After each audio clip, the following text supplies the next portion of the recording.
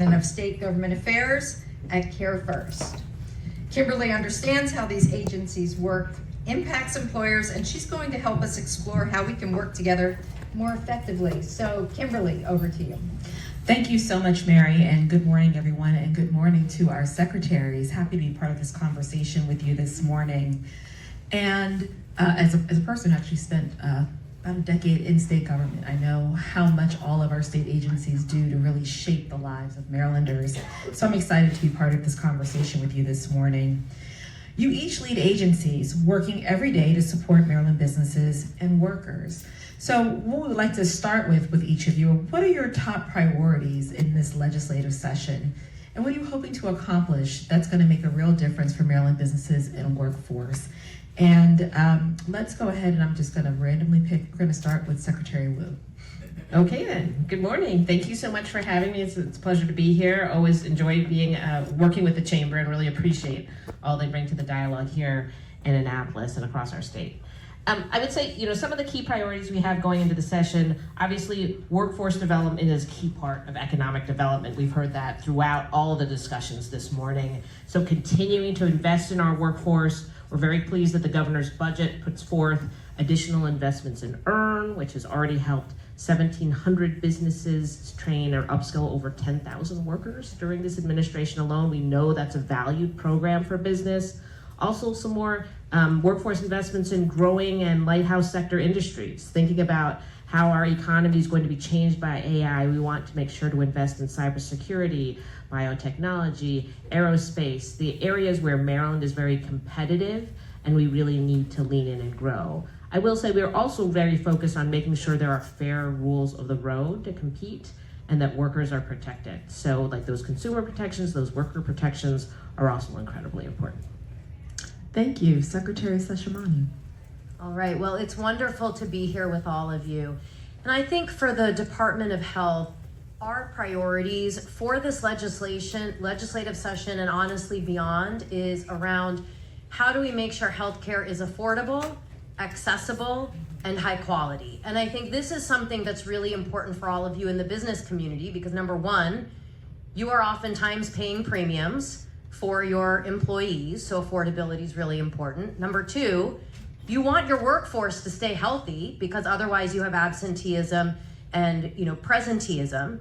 And number three, healthcare is oftentimes the largest employer in communities. And I'll give you two examples of where we are currently working in this area, but of course it's a very large department, so I have lots more.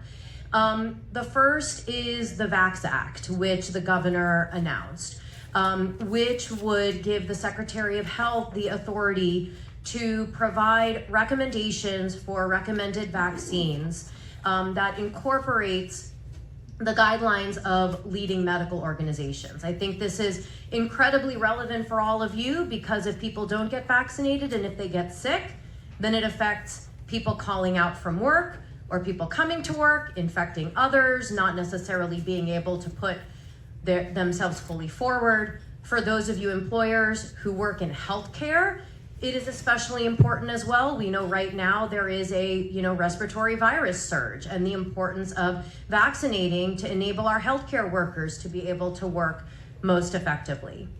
And another example I'll give is the money that we have gotten from the federal government around the Rural Health Transformation Program. So as you may know, CMS released $50 billion for all 50 states to apply for funding.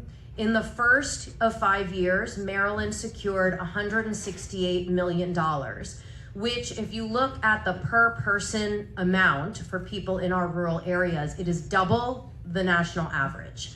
And I really am thankful to all of you who engaged in helping us to put forward the most effective application possible. And in part, it's because one of the key three pillars of where we will be investing money is in the healthcare workforce and looking to how we can fund shovel-ready programs to expand them, and then also how we can look at new ways that we can create that entry into the workforce as well as enabling people to move up in the workforce. Thank you. Secretary Coker. Good morning, and thank you to the Chamber for hosting us, and thank you for moderating the panel. For this session, what the Department of Commerce really needs to happen is for the partnership between the administration, the General Assembly, and the business community be strengthened through action, not just words. In front of the General Assembly, we have submitted the Decade Act, which is designed to expedite business processes, business successes throughout the state of Maryland. Some of the things that are in the Decade Act that we are advocating for are a strategic closing fund that will help incentivize businesses to come to Maryland and to grow in Maryland. It is a very competitive landscape. And I'll be the first to admit that it's not all about monetary compensation, but it is a factor.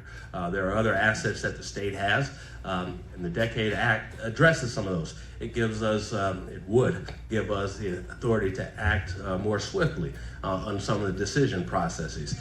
Also provides tax credits. One of the areas that is of particular interest is R&D tax credit.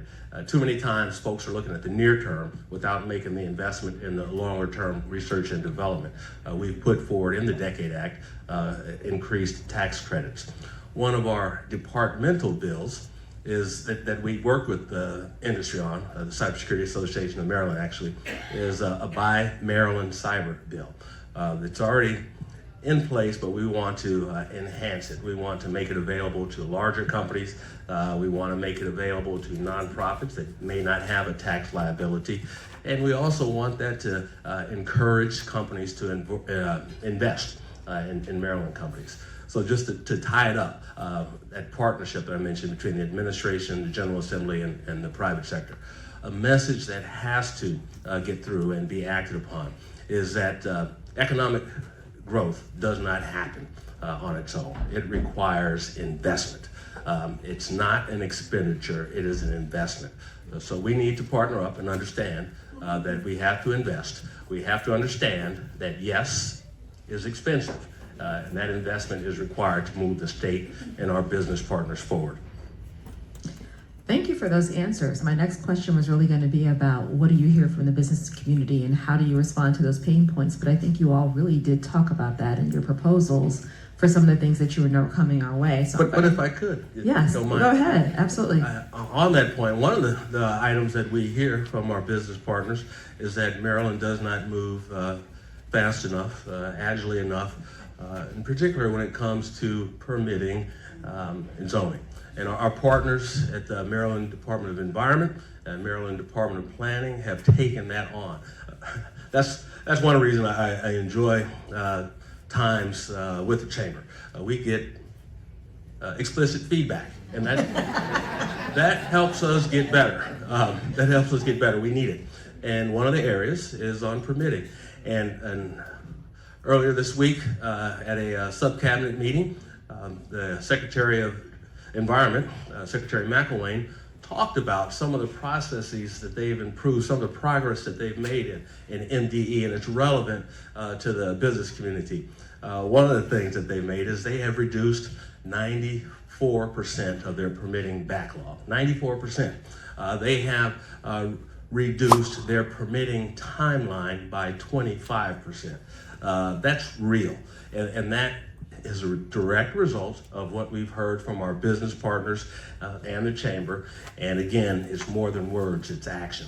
Likewise, for the Department of Planning and Secretary Flora, she has led a permitting review council that's taken on a number of pilot programs and is going to bring together best practices so that they can be acted upon. So we hear you, we want to hear you, and hold us accountable.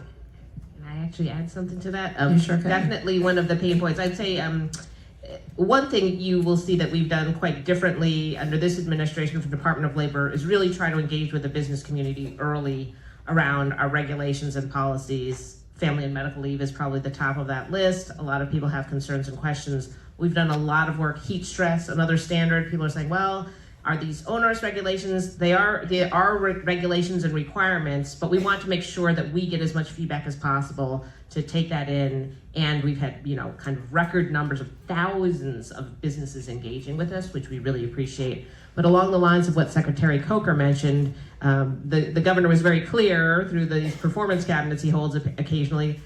How do we reduce time? And so Maryland Labor licenses approximately 270,000 individuals for occupational and professional non-health licenses. And I just was checking with the team this morning. They said for the ones that we have online now, as soon as all your documents are in, 2-day turnaround. If it's still on paper, maybe it's 4 or 5. Still working to get more stuff online. But I mean, we're really trying to turn those things around quickly for people because we know there are pain points. That's amazing, and I think you both spoke to the partnership with other agencies, right? There's a reason why we've got you all on the panel, because no agency does all of this in a vacuum, and there's a lot of connectivity in your work.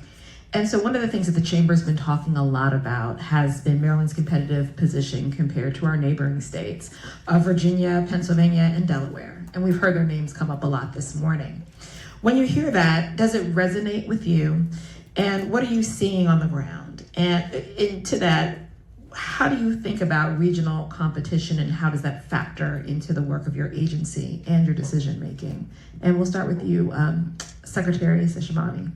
Thank you, because that actually dovetails with probably how I would have answered further on what am I hearing.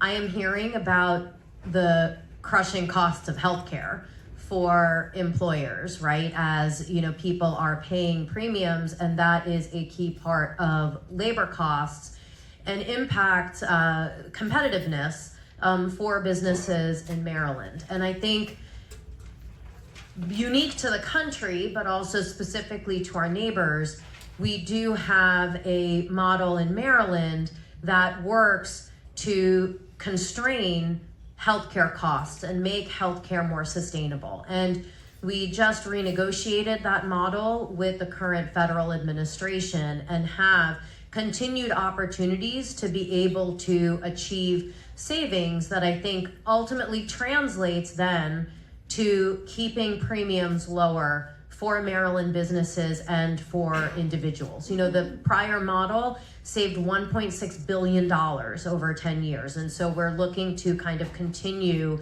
that trajectory. I think the other example I would give in terms of rising healthcare costs is the rising cost of drugs. I think we all know that drug costs are skyrocketing, and that also has created financial pressure on Maryland businesses. And this is where we have one of the most forward-leaning prescription drug affordability boards in the country that in the last legislative session was given expanded authority to set upper payment limits for drugs, not just in Medicaid, but more broadly in the commercial market, which can then also help the costs that employers are facing. And this is for drugs that you all have heard of, like Ozempic, Trulicity, diabetes drugs like Jardiance and Farxiga. So I think that will also have a meaningful impact on the economic competitiveness of businesses in Maryland. Thank you, Secretary Coker. Yes. Well, thanks for that, because that does tie into You're welcome. our business attractiveness. Oftentimes, and I guess I should lead in with a direct response to your question, what do we see on the ground from those other states? We take a look at those best practices and we try to emulate them where appropriate. We don't need to be like them, but we do need to take a look at their best practices, and we'll do that. One headline that's frequently there with these states and others is lower corporate tax rate. And while Maryland may not be the lowest cost state, we are the best value. And that's what folks need to recognize. Corporate tax is certainly an important line on a fiscal statement. It's certainly important. There are other taxes that these other states have that may not show up. Matter of fact, I was talking to a friend of mine not too long ago about one of these supposedly lower cost states, but then comes in the property tax, then comes in that higher insurance, then comes in the higher health care. All of that factors in. So we ask the chamber and our partners to, yes, get on us about the corporate tax rate because we need to, and we will review that. But we also need to take a look at all of the cost. And again, when we do that, we're very comfortable with where Maryland comes out in terms of value, which is the bottom line. Some of those states you mentioned, they have some zoning practices that would be helpful in that from the state all the way down to the local level. There's unity of command when it comes to zoning. That is not the case in our great state. And I appreciate local authority, local concerns. I think I heard a phrase earlier where the local folks know their neighborhood best. I agree with that. Nevertheless, that's a best practice from my perspective that some of those other states have. They are able to make zoning decisions much more agilely and with much more unity. Another key point that we are leveraging from those states is that when they talk to businesses about coming to their states, they do it with a central point of contact from beginning to end, as opposed to the town doing their thing and the county and then the state. They bring it together. That is a practice that Maryland has adopted, and we have seen the benefit of that. Thank you. Secretary Wu. In terms of competitiveness, workforce, obviously, but I hear from businesses all the time, that's what we need with an aging workforce. That's difficult. I want to tag on to something that Jeremy Baker mentioned in the last panel, because of course, to have a good workforce, you need to invest in skills. That's a huge part of what we do. But you also have to have the other things in place, and the affordability of housing is a major barrier. Housing and transportation, I would say, are two of the biggest ones. Childcare is very close there. And if you look at the survey of the current population survey, of the top 3 reasons individuals leave Maryland, 1 and 3 are, I think 1 now is commute and number 3 is housing. But those are basically the same thing, right? I can't afford to live close by to where I work. And so all of these things come together with our competitiveness. If we want to attract that workforce that our businesses need, we have to address some of those root cause affordability housing issues.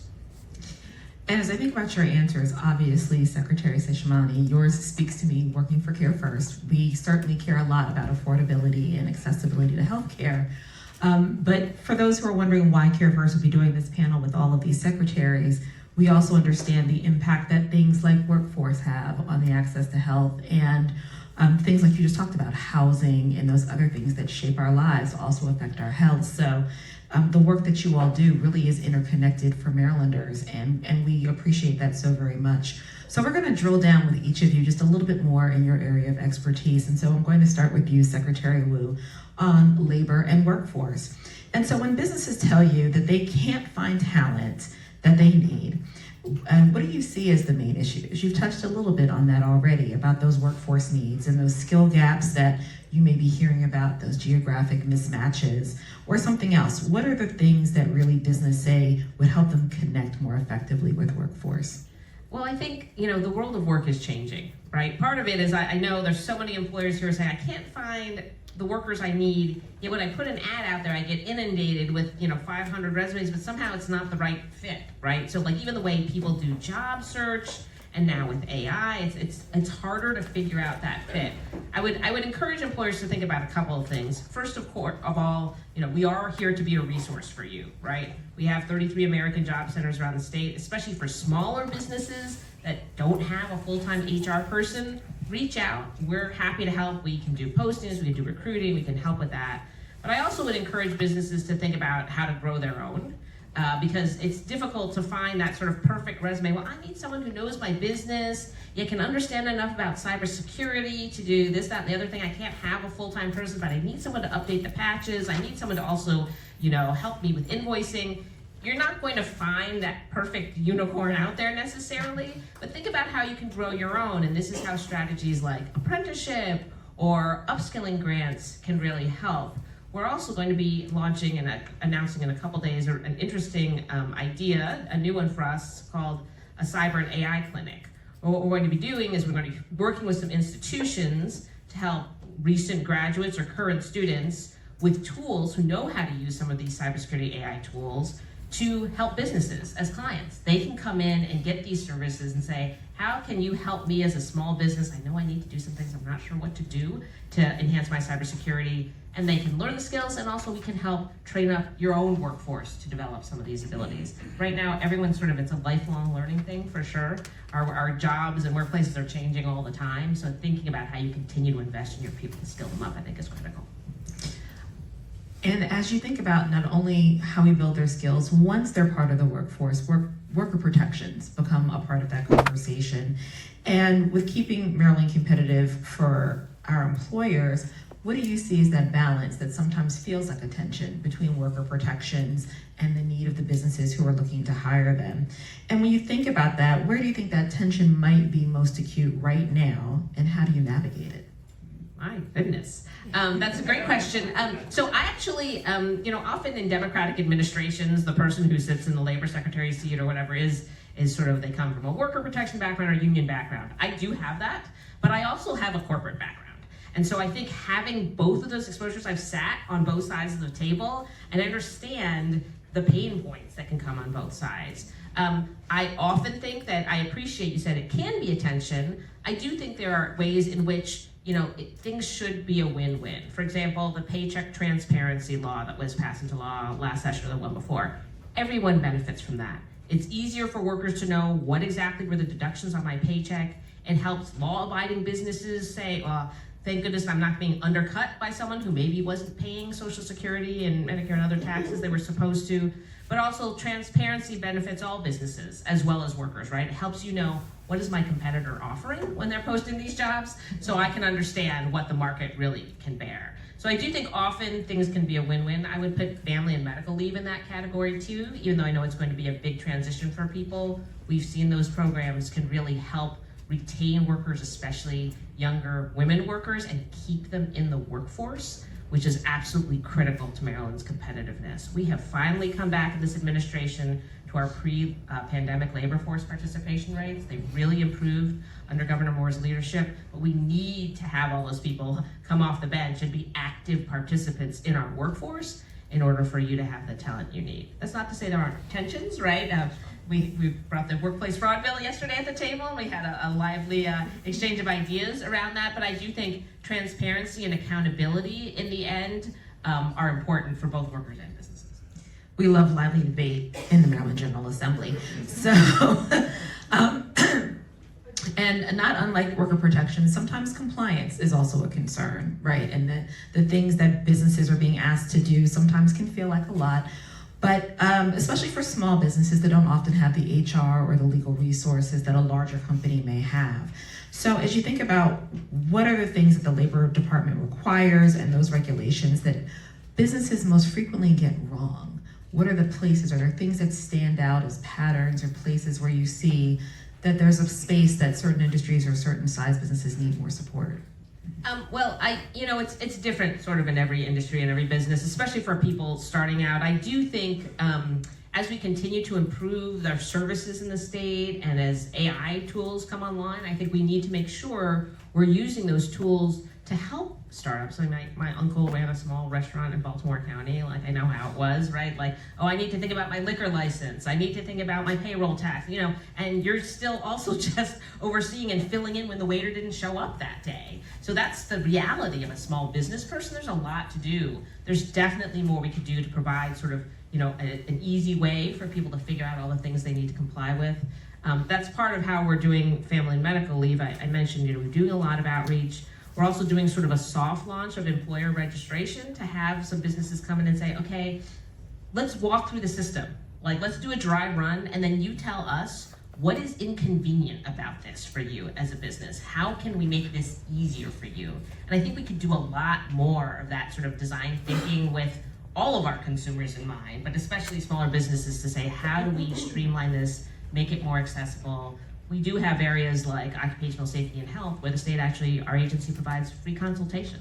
So if you're saying, I'm a small business, I'm not sure about this, I've just brought in this new equipment, or I'm going into this new line, I never really thought about this before, we'll provide consultative services for free. We want to make sure people are aware of that support. Thank you so much for all of that, Secretary Wu. And we're going to now drill down on healthcare with Secretary Seshimani. And so you talked about affordability in your opening remarks, and healthcare is certainly one of the biggest line items for many employers. And we know those prices keep rising. So from your vantage point, what actually is driving some of those costs in Maryland, and what levers do you think your department has to help bend that cost curve? Yeah, so I'll piggyback off of, what we've been talking about. I think certainly innovation is a great thing, and innovation can be expensive. And so I think that is one factor. I think changes in our population, as we have an aging population, that also plays a role. I also think that we have changes in our landscape currently with the state's partnership with the federal government that also is going to be playing a role in healthcare costs. And I think what we can do about these, I mentioned some of them already, our work with our payment model to be able to really look at how can we keep people healthy and keep them out of the hospital.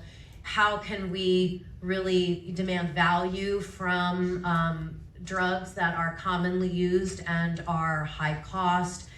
And I think also from that federal perspective, as you know, HR 1 will create some of the biggest changes to Medicaid and potentially lead to more than 100,000 people losing coverage. If people lose coverage, that becomes uncompensated care costs when they show up in our ERs that then all of us have to absorb through the insurance system. So it is a priority for us that we keep everyone who is eligible for Medicaid enrolled in Medicaid to mitigate that effect.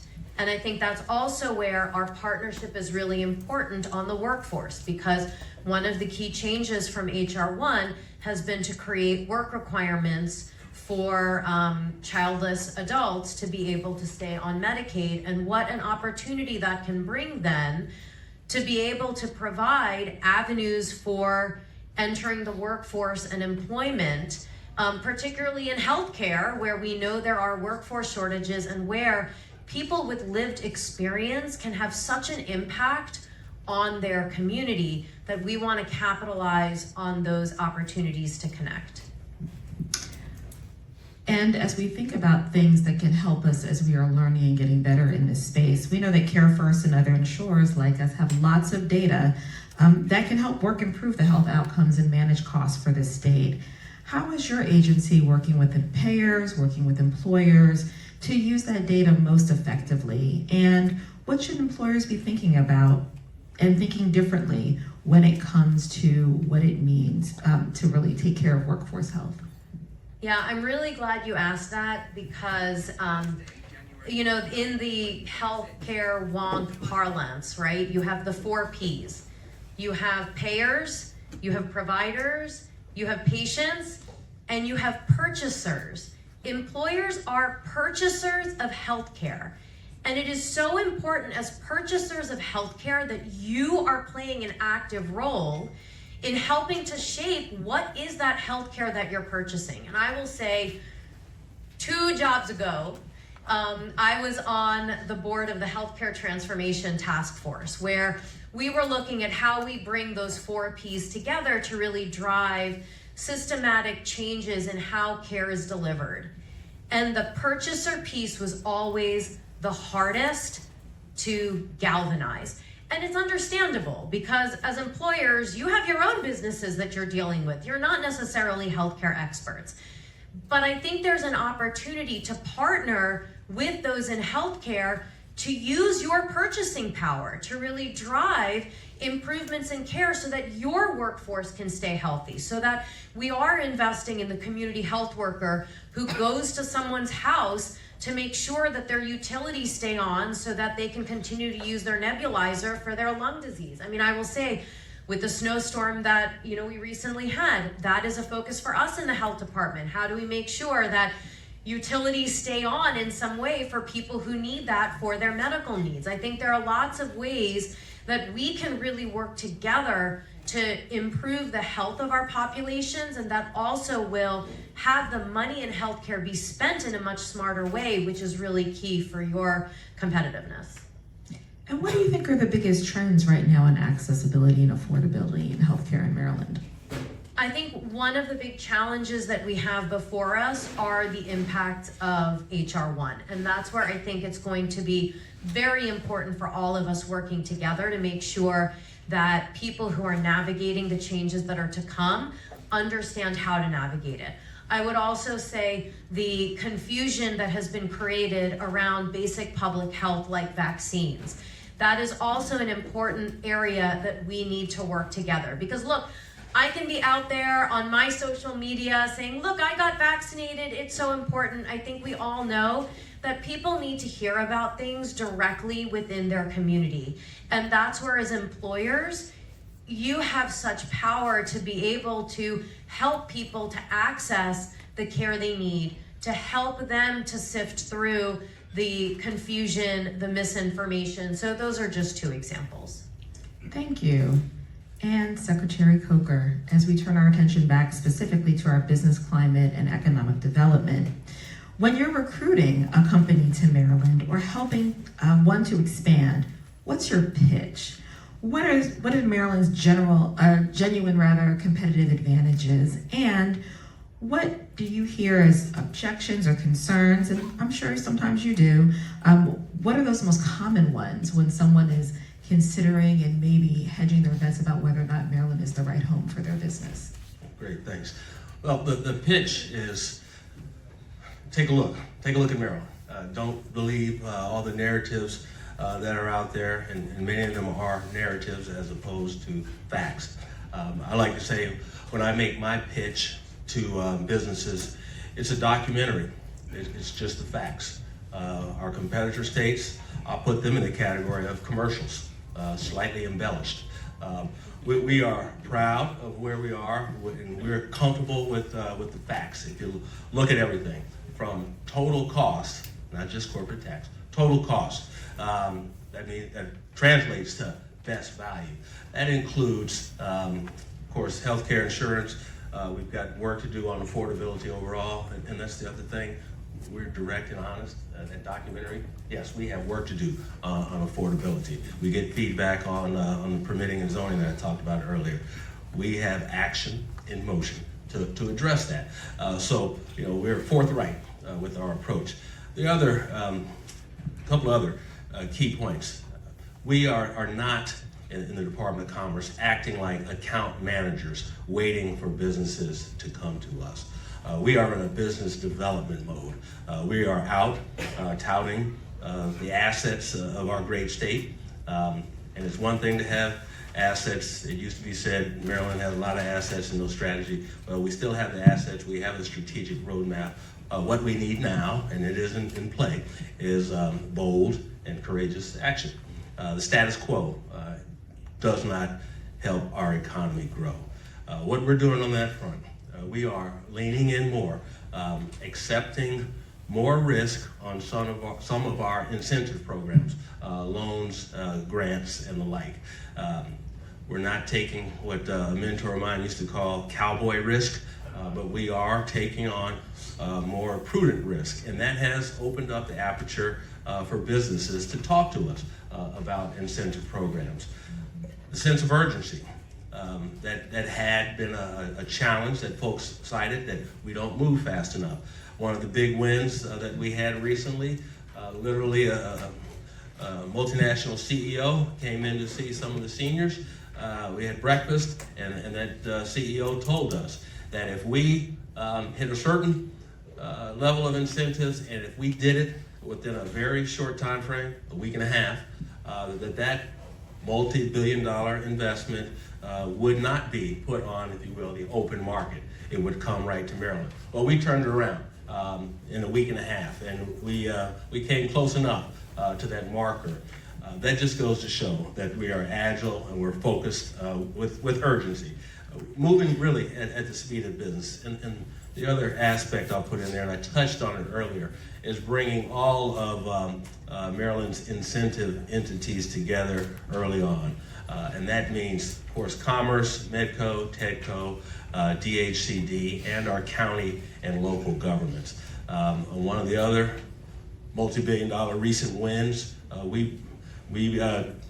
first we took the boss up to meet the CEO of the company, and then we took the county executive up there, and that's new for our state. So we're working together, and we're going to continue to do that. There's plenty of, again, narratives, but we are taking constructive criticism. We want constructive criticism, and we're addressing it. And I'm going to combine my next two questions because they're really flip sides of the same coin. So the first side of that coin is that you have had some great successes recently. And so from that, what have you learned in those successes about what matters in that selection process for business? And the flip side of that is, as you look to what other states who've had success have done, what is it that you see that they've done that have made them successful that we should be paying attention to? Okay. For us, our recent successes, include some of the things I just put out there, but another key one is we make clear that the way we approach a company when we are recruiting them, talking about what we are going to do, we don't let them go once they sign the contract. It is a partnership that will span years. It's not like we're just there to get them to sign on the dotted line. We make sure they understand. Yes, we're recruiting you right now, but we are partnering up for years to come. And that's appreciated because not only does the Department of Commerce want to attract business to our state, bring in new businesses, we want to grow the existing businesses that are here. And that's where that partnership, that long-term partnership is critical. Some of the things that we're learning from other states, energy is a challenge. And I'm pleased with the recent executive order, and I'm pleased with our partnership across the administration, but in particular with the Maryland Energy Administration. We recognize that we have to address some of the energy challenges, and we're taking that on. Part of taking that on means being willing to look at various sources of energy. Compromise is a key to progress, and we need to be agile. We need to be considerate of various perspectives and resources, and there's no one answer in every case. So as we take on energy, we're going to look at the entire landscape and see what fits our state best. We are quickly running out of time on this panel, so I'm going to jump ahead to a closing question that I'm going to ask each of you to respond to. And so if we were sitting here a year from now, what would success look like for your agency in this particular space of how you work with the business community and what that does for us in the state of Maryland? And I'm going to come back this way. I'm going to start with you, Secretary Coker, and then work my way back to Secretary Wu. Success a year from now would look like faster, more responsive opportunities for business. We would implement what MDE is already making great progress on. We would implement what the Maryland Department of Planning is putting together with the Permitting Review Council, and that would turn into a much shorter business cycle, if you will.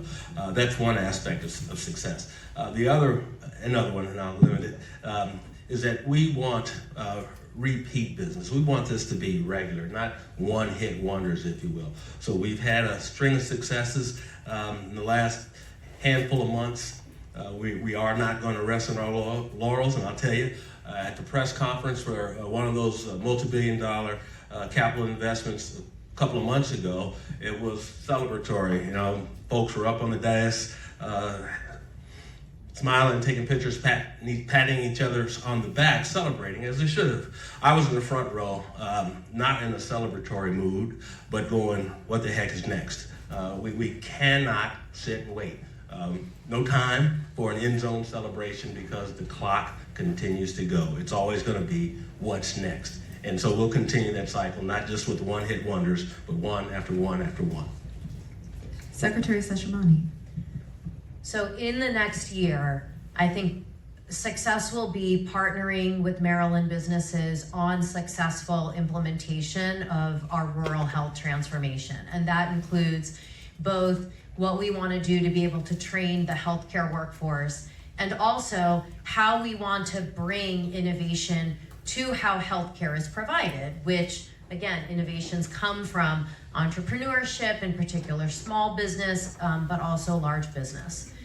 I also think in this coming year, success will be all of us together helping to keep everybody covered with health insurance who is eligible for it, and being able to help our communities together, being able to help our communities to navigate the increasingly complex world of healthcare so that they can access the care that they need. Thank you. And Secretary Wu. So by this time next year, we will have taken the first step in paid family and medical leave and registered and started collecting payroll information from every single employer in the state. So that is a big thing we need to do. That's one piece. Success will be having that go smoothly. The second, I think, is really dealing with the tidal wave of change in workforce. That's tens of thousands of federal workers potentially being let go across our state. We already lost 25,000 federal jobs. That's individuals who will need to be more connected to the workforce because of work requirements in public sector programs, and also changes with AI. I mean, I think success will be that I'm here sitting before you saying, we launched a whole bunch of different programs, and this is what we've learned from them. This is how we've helped your businesses bring in thousands of talented Marylanders to fill roles that you really need to help your businesses grow. Thank you. So as a lifelong Marylander and working for a company who's been in Maryland for 87 years, understanding the fact that businesses are so important to our economy and the health of our state is so important. And I appreciate all of the comments that you shared today. Thank you for being on this panel. And can we give our secretaries a round of applause?